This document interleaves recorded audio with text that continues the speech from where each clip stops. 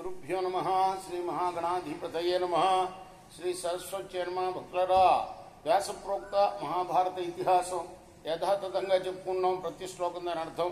ఇందులో భాగంగా నిన్నటి వరకు మనం ఆది సభ, అరణ్య, ఉద్యోగ, విరాట, భీష్మ, ద్రోణ, కర్ణ, శల్య, సౌప్తిక, స్త్రీ పర్వాలనే 11 పర్వాలు పూర్తి చేశాం. 12వదైన శాంతి పర్వంలో కూడా మనం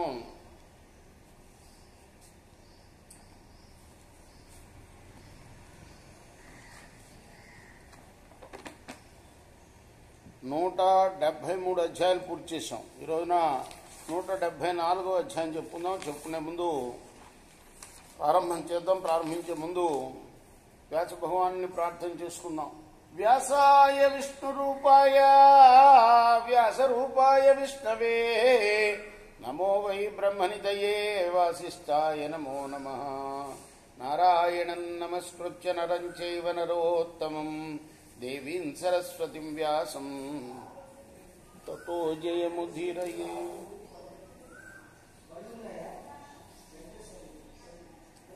సదా నింబవృక్షస్య మూలాధివాసాత్ సుధాస్రావిణం తిక్తమప్యప్రియంతం తరం కల్పవృక్షాదికం సాధయంతం నమామీశ్వరం సద్గురుం సాయినాథం. అంజనానందనం వీరం జానకీ శోకనాశనం కపీశమక్షం తారాం వందే లంకాభయంకరం. ఈరోజు మనం మోక్షధర్మ పర్వాన్ని ప్రారంభం చేస్తున్నాం.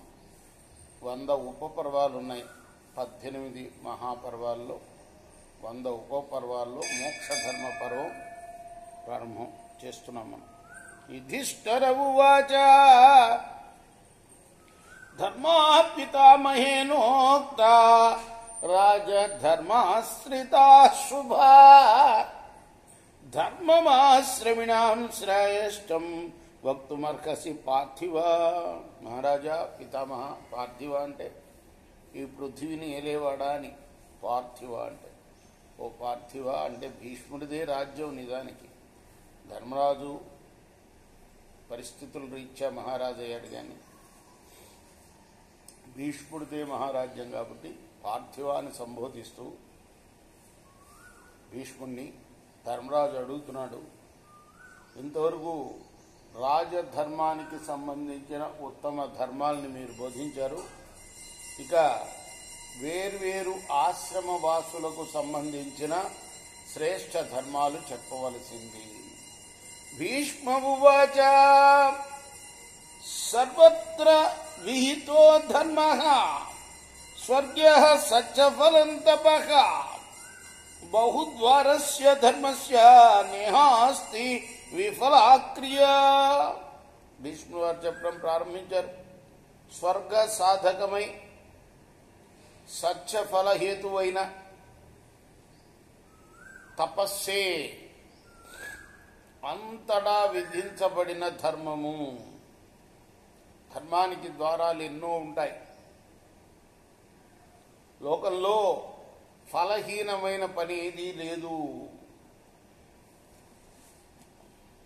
యస్మిన్యస్మిన్స్తు విషయే యో యాతి వినిశ్చయం సతమేవాభిజానాతి నాణ్యం భరత సత్తమా.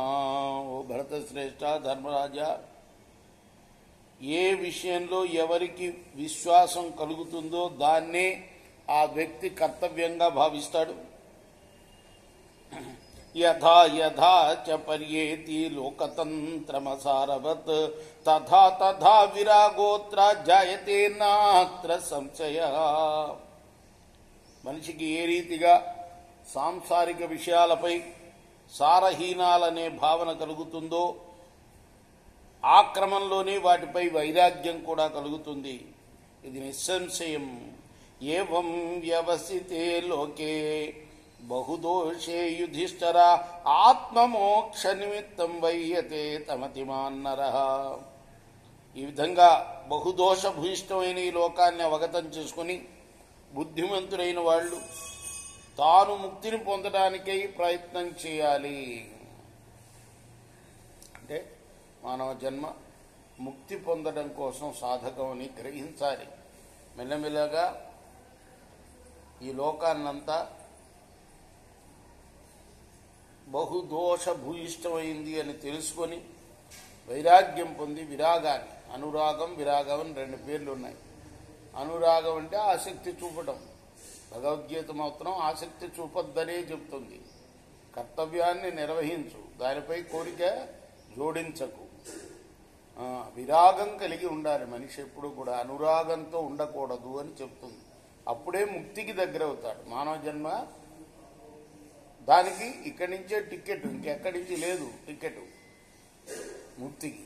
కాబట్టి ఆ ముక్తిని పొందడం కోసం ప్రయత్నించాలి. యుధిష్ఠిర ఉవాచ నష్టే ధనే వా దారే వా పుత్రే పితరివా మృతే యయా బుద్ధ్యామదే శోకం తన్మే బ్రూహి పితామహ. అప్పుడు ధర్మరాజు అన్నాడు, పితామహ, ధనాన్ని కోల్పోయినప్పుడు, భార్య గాని కొడుకు గాని తండ్రి గాని మరణించినప్పుడు ఏ ఆలోచనతో మనిషి ఆ శోకాన్ని దూరం చేసుకోవాలి, అది నాకు చెప్పు. భీష్మవువాచ నష్టే ధనేవా దారేవా పుత్రే పితరివా మృతే అహో దుఃఖమితి ఛాయన్ శోకస్యాపచితం చరయేత్. భీష్ముడు చెప్తున్నారు, ధనాన్ని కోల్పోయినప్పుడు, భార్యని గాని కొడుకుని గాని తండ్రిని గాని కోల్పోయినప్పుడు ఈ సంసారం ఎంత దుఃఖమయమో అని తలుచుకుంటూ శోకాన్ని దూరం చేయగల మార్గాన్ని మనిషి అనుసరించాలి. అత్రాప్యుదాహరంతిమం ఇతిహాసం పురాతనం.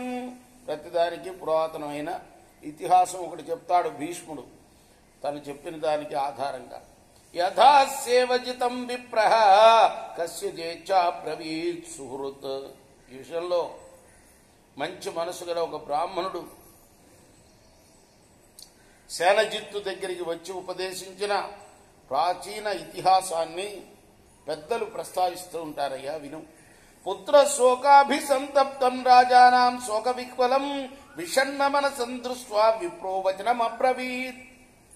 సేనజిత్తు కొడుకు మరణించినప్పుడు ఆ రాజు పుత్రశోకంతో కలతబడి విషాద మనస్కుడై ఉన్నప్పుడు ఓ బ్రాహ్మణుడు ఆయనతో ఇలా అన్నాడు, కిన్ను ముహ్యసి మూఢస్త్వం శోచ్యః కిమను శోచ్యసి యదా త్వామసి శోచంతః శోచ్య యాస్యంతి తాంగతిం.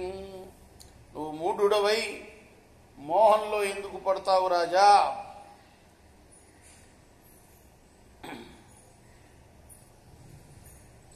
నువ్వే శోకించదగిన వాడివి, అటువంటి వాడివి ఇతరుల కోసం శోకించడం ఎందుకయ్యా? ఇతరులు నీ గురించి కూడా దుఃఖిస్తూ నీలానే పరితపించే రోజు వస్తుంది. శోకం అనేది సహజం, నీకు వస్తుంది, అందరికీ వస్తుంది. అసలు ఈ పుట్టినందుకే మరి ఎన్నో కష్ట నష్టాలు అనుభవించాలి. జన్మ దుఃఖం, జరా దుఃఖం అంటారు. కడుపులో ఎన్ని బాధలు పడతాడు జీవుడు, ముసలితనంలో ఎన్ని బాధలు పడతాడు. కాబట్టి నువ్వే శోకమయుడవయ్యా, నువ్వు ఇతరుల గురించి దుఃఖిస్తావేంటి? త్వం చైవాహం చయే చాన్యే త్వాముపాసంతి పార్థివ సర్వే తత్ర గమిష్యామః యత ఏవ గతా భయం. రాజా, ఏదైనా సరే, నీవైనా నేనైనా నీ దగ్గరలో ఉన్న వీరెవరైనా అందరూ ఎక్కడి నుంచి వచ్చామో అక్కడికి వెళ్ళవలసిందేనయ్యా.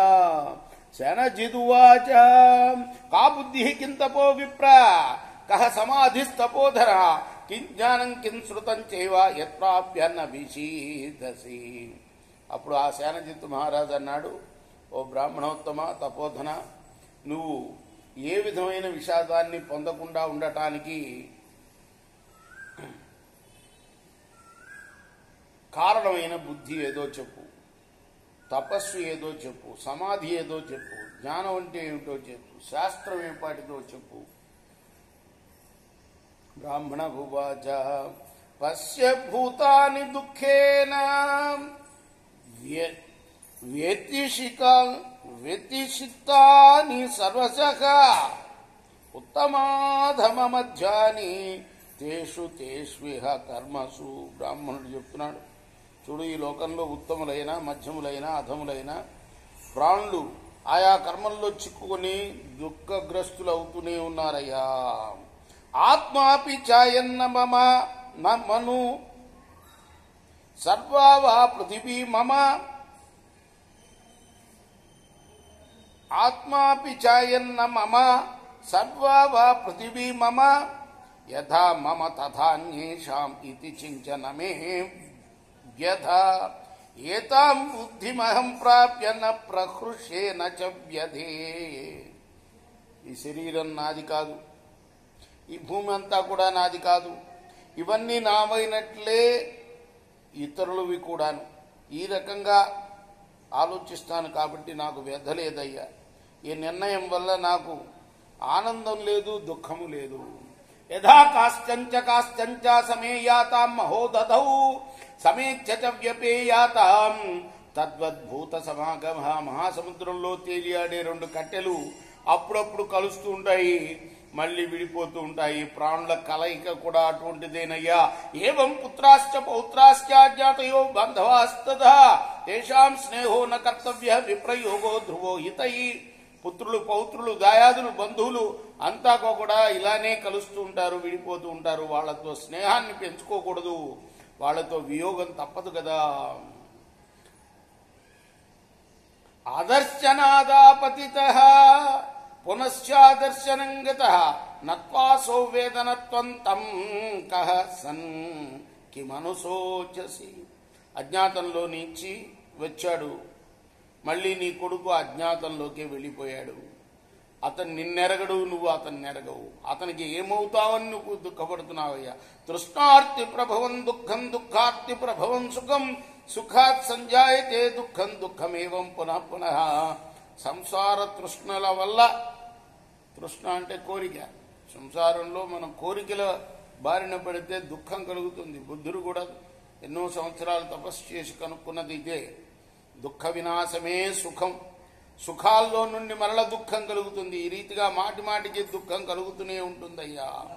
సుఖస్యానంతరం దుఃఖం దుఃఖస్యానంతరం సుఖం సుఖ దుఃఖే మనుష్యానాం చక్రవత్సరు పరివర్తత. సుఖం తర్వాత దుఃఖం, దుఃఖం తర్వాత సుఖం. మనుషుల్లో ఇలా సుఖ దుఃఖాలు చక్రంలాగా తిరుగుతూనే ఉంటాయ్యా. సుఖాత్వం దుఃఖమాపన్న పునరాపత్స్యతే సుఖం నిత్యం లభతే దుఃఖం నిత్యం లభతే సుఖం. నువ్వు సుఖంలో ఉండి దుఃఖానికి వచ్చావు, మళ్ళా సుఖం పొందుతున్నావు. నిత్యం సుఖం కలగదు, నిత్యం దుఃఖం కూడా ఉండదు. రేపు మనం ఈ అధ్యాయాన్ని కొనసాగిద్దాం. కృష్ణార్పణమస్తు. సాయి కృష్ణార్పణమస్తు. స్వస్తి ప్రజాభ్యః పరిపాలయంతాం న్యాయేన మార్గేణ మహిమహీషా గోబ్రాహ్మణేభ్యః శుభమస్తు నిత్యం. లోకాః సమస్తాః సుఖినో భవంతు. కృష్ణార్పణమస్తు. సాయి కృష్ణార్పణమస్తు.